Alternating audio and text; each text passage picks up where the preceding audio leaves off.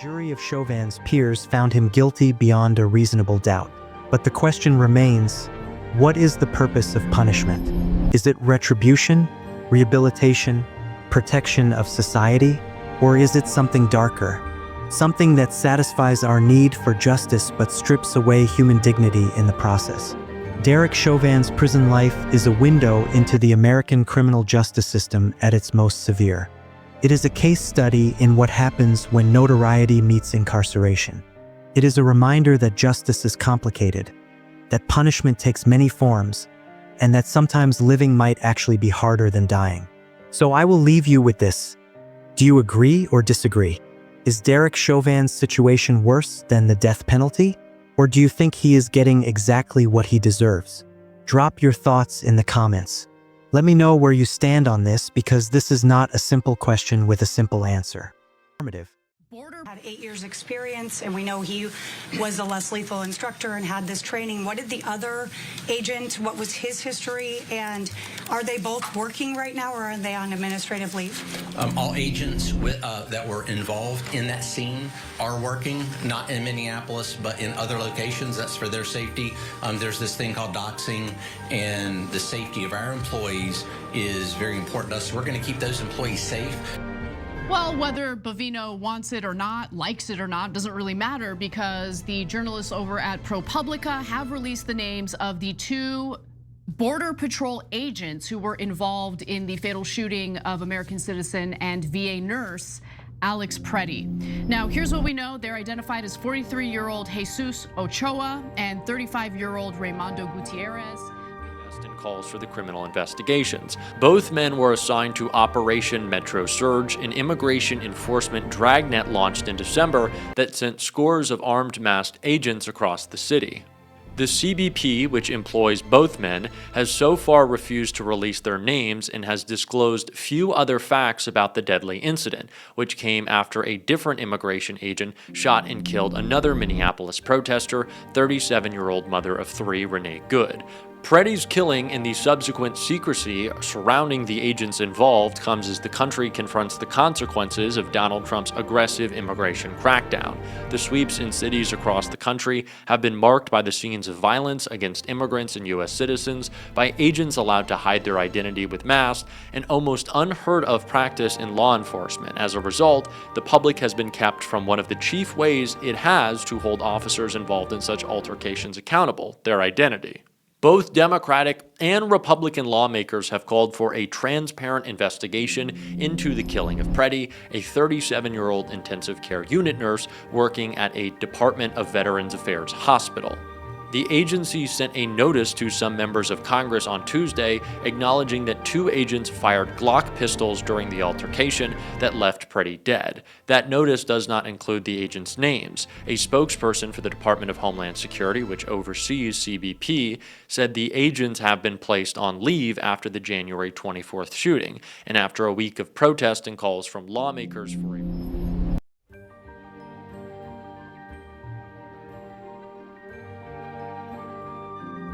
has likely been in some form of protective isolation for over 2 years now since the attack, and he has at least a dozen more years to go.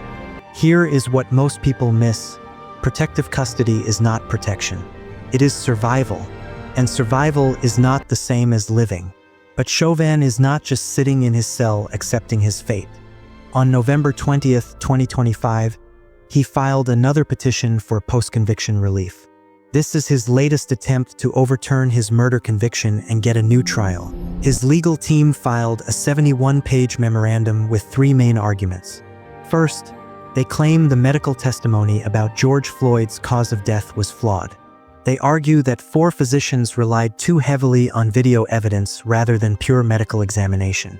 Second, they say Minneapolis police training was misrepresented at trial and that Chauvin followed his training. Third, they argue the jury instructions were incorrect and the jury was influenced by external pressure. The Minnesota Attorney General's office has until January 4th, 2026 to file a response. Legal experts are skeptical. Chauvin's previous appeals have all failed. The Minnesota Court of Appeals denied his appeal in 2023. The Minnesota Supreme Court declined to hear it. And in November 2023, The US Supreme Court refused to hear his appeal without comment. But here is the thing. Hope is all Derek Chauvin has left. Hope that maybe, just maybe, some judge will look at the evidence differently. Hope that he can get out before he is 60 years old. Hope that he will not die in prison. And that hope, slim as it is, keeps him filing motions, keeps him fighting, keeps him enduring what comes next. And speaking of hope, there is another angle to the story that emerged in 2025. Voices and commentators have begun calling for a presidential pardon for Derek Chauvin. They argue that his conviction was politically charged, that he did not receive a fair trial because of the intense media coverage and public pressure, that the jury was afraid of riots if they acquitted him. As of January 2026, there is no credible confirmation that President Trump is planning to pardon Chauvin. But even if he did, here is the twist that changes everything. A presidential pardon can only cover federal crimes. Chauvin's federal sentence is 21 years for civil rights violations, but his state sentence is 22.5 years for murder.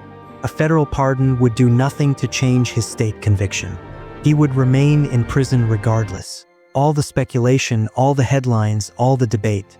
And at the end of it, Derek Chauvin would still be locked in a cell in Big Spring, Texas, counting down the days until 2038. The irony is almost poetic.